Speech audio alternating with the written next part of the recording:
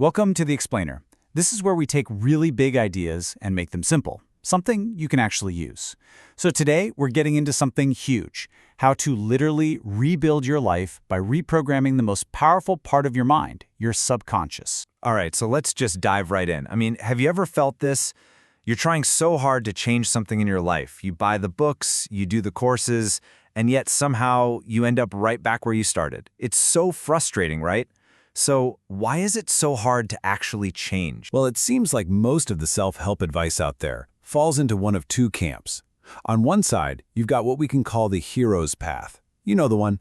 It's all about hustle, grind, struggle, and fighting for every single inch. It's just exhausting. Then on the other side, you have the magical path.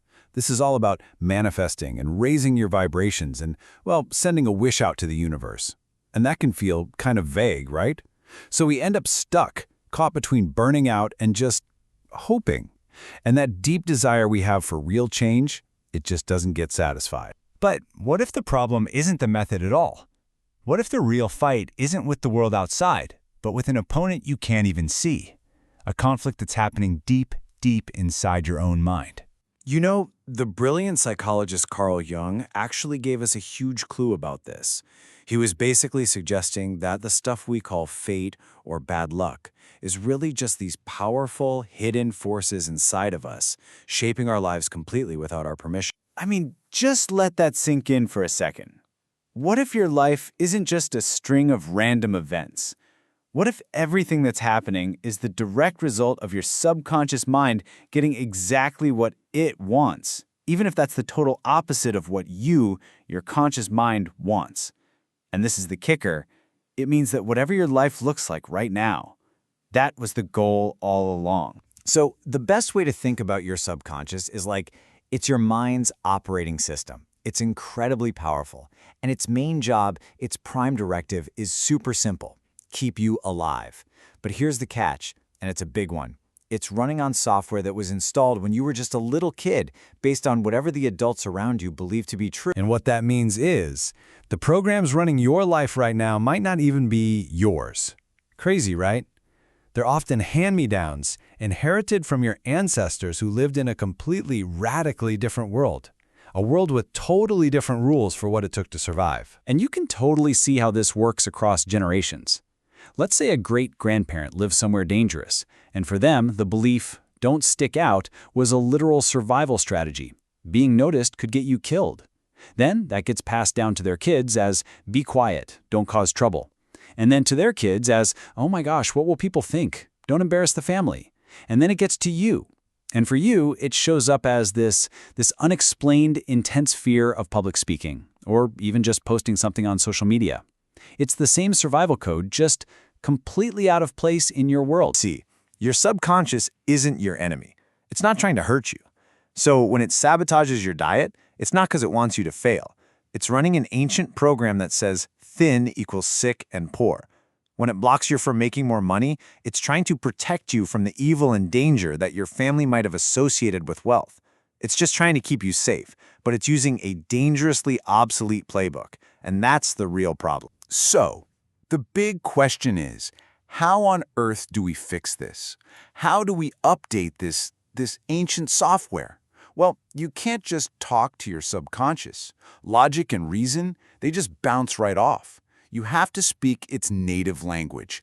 And that language is the language of powerful, emotional images and metaphors. Okay, try this one on for size. Imagine you're at a 5-star, all-inclusive resort. Everything is paid for. The beach is beautiful, the food is amazing, but you spend the entire trip hiding in the hotel room closet because you're convinced you're not worthy of it. That's what having low self-esteem is like. It's absurd. The truth is, you were born worthy of all of life's blessings. The only thing in your way is a silly old program telling you you're not. Or think about it like this. Those old beliefs are like heavy training weights. At one point, maybe when you were in a metaphorical sports camp as a kid, they were necessary. They help build you up and make you stronger. But now, you've left the camp, but you never took the weights off. They're just weighing you down.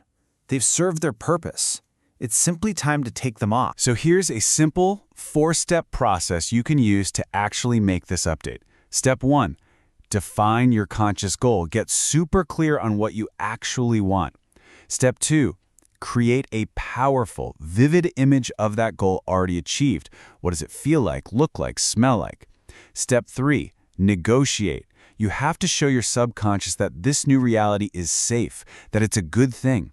And finally, step 4, install. You install this new image, literally overwriting that old, outdated program for good. And when you actually do this, when you follow this process, that's when you get to the final amazing step. You activate what you could call an autopilot for success. By getting your conscious desires and your subconscious programming on the same team, you finally stop fighting yourself. You just start moving effortlessly toward the things you want. And really, this is the ultimate takeaway. You are and always have been the creator of your own life. You are so powerful. The only issue is that up until now, you've been creating unconsciously, just letting those old family programs run the whole show. So understand this. Your life is not something that is just happening to you. It's something you are actively creating every single moment of every single day. And now that you know that, now that you realize you're the one holding the blueprint, the only real question left is, what are you going to choose to create next?